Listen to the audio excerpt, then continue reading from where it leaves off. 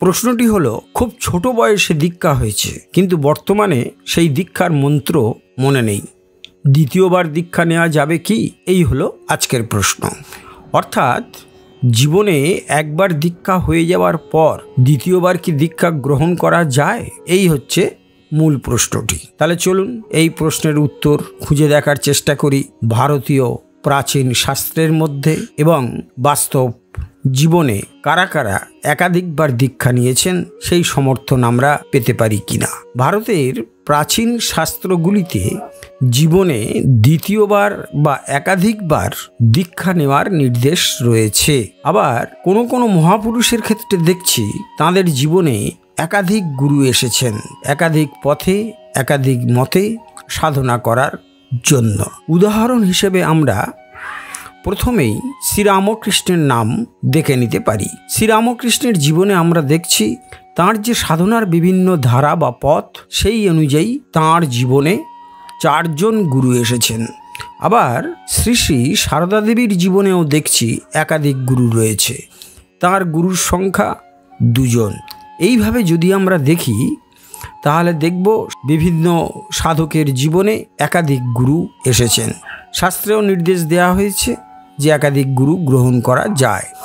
এইবারে প্রশ্ন হলো, ছোটবেলায় যে দীক্ষা হয় গুরুদেবের কাছে, সাধারণত বড় বয়সে সেই মন্ত্র মনে থাকে না অনেকেরই। সেক্ষেত্রে করণীয় কি? সেক্ষেত্রে অবশ্যই দ্বিতীয়বার গুরু গ্রহণ করা যায়, দীক্ষা নেওয়া যায়।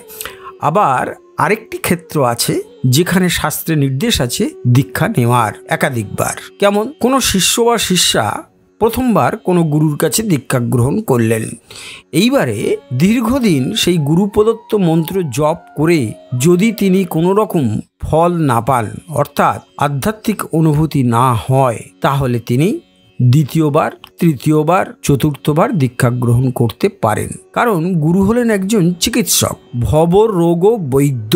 বাস্তবের যে চিকিৎসকগণ রয়েছেন তাদের কাছে আমরা যাই বিভিন্ন শারীরিক রোগ ব্যাধির উপশমের জন্য, তেমনি গুরু হলেন আধ্যাত্মিক চিকিৎসক। তিনি আমাদের যে ভব রোগ রয়েছে, অর্থাৎ ষড়রিপুর যে প্রবল তাড়না রয়েছে, সেখান থেকে তিনি মনটিকে তুলে এনে ঈশ্বরের পথে পাঠিয়ে দেন। অর্থাৎ গুরুর কাজ হলো ঈশ্বরের সঙ্গে সংযোগ সাধন করে দেওয়া, এবং তিনি আধার অনুযায়ী শিষ্য বা শিষ্যাকে মন্ত্র দিয়ে থাকেন।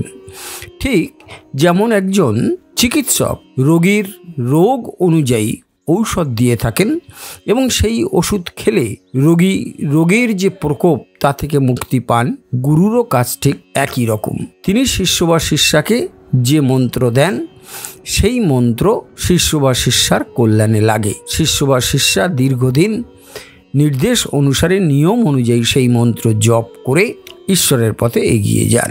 এখন এমনটা যদি হয় যে দীক্ষা নেওয়ার পর গুরু প্রদত্ত পথ এবং গুরু প্রদত্ত যে বীজ মন্ত্র বা সাধারণ মন্ত্র জপ করেও যদি কোনো শিষ্য বা শিষ্যার কোনোরূপ ফল না হয়, তিনি কি দ্বিতীয় কোনো গুরুর সন্ধান করবেন না?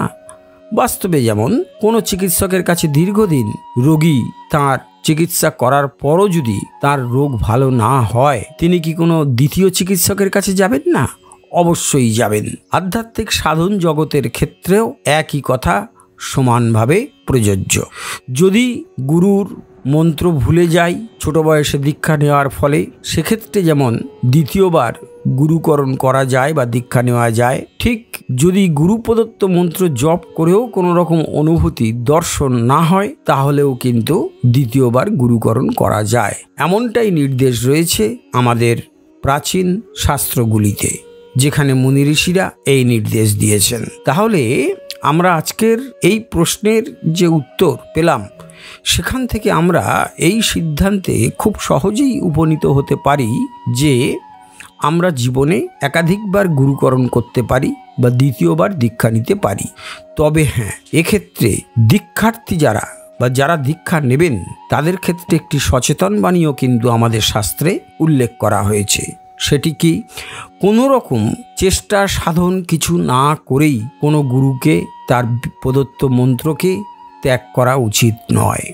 যদি কৌতূহলবশত কেবলমাত্র মনের ইচ্ছা নিবৃত্তির জন্য এক গুরুর কাছে দীক্ষা নিয়ে তাকে ত্যাগ করে আবার দ্বিতীয় গুরু গ্রহণ করি, তাহলে কিন্তু একটা মহা অপরাধ হয়ে যায়।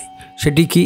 প্রথম গুরুকে যেমন আমি ভুলবশত ত্যাগ করলাম কেবলমাত্র কৌতূহল নিবৃত্তির জন্য বা ইচ্ছার জন্য, দ্বিতীয় ক্ষেত্রেও কিন্তু যখন আমরা দীক্ষা নেব সেক্ষেত্রেও কিন্তু দেখা যাবে আবার দ্বিতীয় গুরুর কেউ ত্যাগের একটা প্রবৃত্তি বা ইচ্ছা মনের মধ্যে কাজ করবে।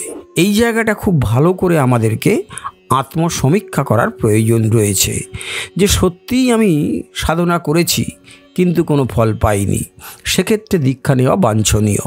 কিন্তু আমি সাধন ভজন কিছুই করলাম না, গুরু নির্দেশিত পথে চললাম না, গুরুর নির্দেশগুলি মানলাম না এবং তার ফলে আমি কোনো ফল পেলাম না, এমন ক্ষেত্রে গুরু চেঞ্জ বা গুরুর প্রথম গুরুকে ত্যাগ করে আবার দ্বিতীয় গুরু গ্রহণ করলেও ফল কিন্তু একই হবে। তাহলে বন্ধুরা, আশা করি আজকের আলোচনা আপনাদের ভালো লেগেছে। যদি ভালো লেগে থাকে, প্রতিদিন যেভাবে আপনারা প্রচুর পরিমাণে লাইক, শেয়ার ও কমেন্টস করছেন, আজকেরও তাই করবেন। আপনারা খুব সুন্দর সুন্দর প্রশ্ন পাঠাচ্ছেন, আরও বেশি বেশি করে প্রশ্ন পাঠান, আমরা সেই সমস্ত প্রশ্নের উত্তর দেওয়ার চেষ্টা করব। শেষ করার আগে আরেকটি অনুরোধ রাখছি, সেটি হলো যারা এখনও আমাদের এই চ্যানেলটি সাবস্ক্রাইব করেননি বা করে উঠতে পারেননি, তারা অবশ্যই আমাদের চ্যানেলটি সাবস্ক্রাইব করে আমাদের পাশে থাকবেন। সকলে খুব ভালো থাকুন, আনন্দে থাকুন। আজকের মতো বিদায় নিচ্ছি, আবার আগামীকাল কথা হবে। নমস্কার, ধন্যবাদ।